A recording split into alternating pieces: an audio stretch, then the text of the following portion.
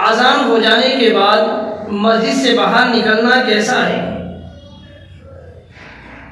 کیا گنجائش ہے کہ آدمی نکل سکتا ہے یا گنہگار ہے؟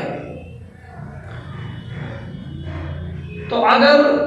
کوئی آدمی نماز پڑھنے کے ارادے سے مسجد میں داخل ہوا اور مسجد میں داخل ہونے کے بعد اذان ہوئی اور اذان اس نے پوری سنی بھی بیٹھ کر، تو اگر کوئی عذر ہو، کوئی پریشانی ہو، تو اس صورت میں نکل کر جانا اس میں کوئی مضائقہ نہیں ہے، نکل کے جا سکتا ہے۔ اگر کوئی عذر نہیں ہے تو پھر مکروہ تحریمی ہے۔ مثلا کوئی آدمی مسجد میں نماز پڑھنے کے لیے آیا اور اس کو معلوم ہوا کہ بھی اذان کے بعد ابھی آدھے گھنٹے کے بعد جماعت ہوگی، اور اسے لگتا ہے کہ مجھے کوئی ضروری کام ہے، اتنے میں وہ ضروری کام نپٹا لوں گا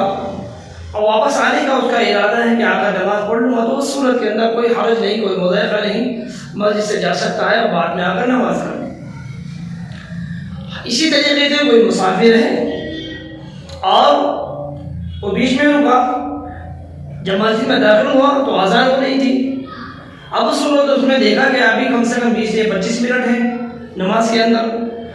میں مسافر ہوں، اتنا میں مسافرت طے کر سکتا ہوں اور آگے جانے کے بعد نماز ادا کر لوں گا۔ تو اگر اس نیت سے، اس ارادے سے وہ آدمی مسجد سے پھر دوبارہ باہر نکل کر جا رہا ہے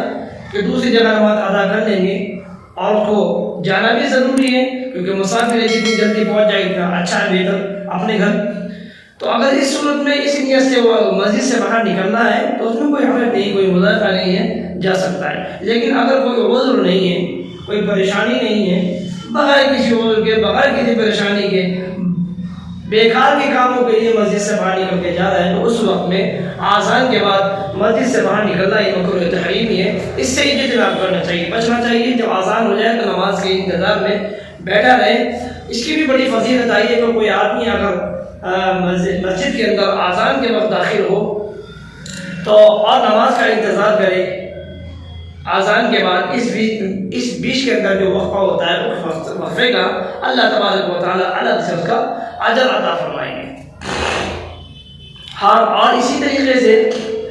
اگر مسجد کے اندر آدمی بیٹھا ہے یا مسجد سے باہر ہے اور اذان ہو رہی ہے تو اذان کا جواب دینا یہ کیسا ہے؟ حضور علیہ الصلوۃ والسلام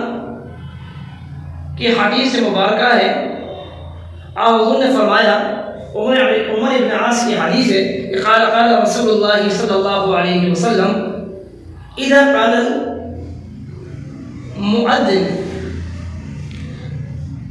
اذا سمعتم المؤذن فقولوا مثل ما يقول، جب مؤذن کو جو کلمات آپ کہتے ہوئے سنو آپ بھی وہی کلمات کہو۔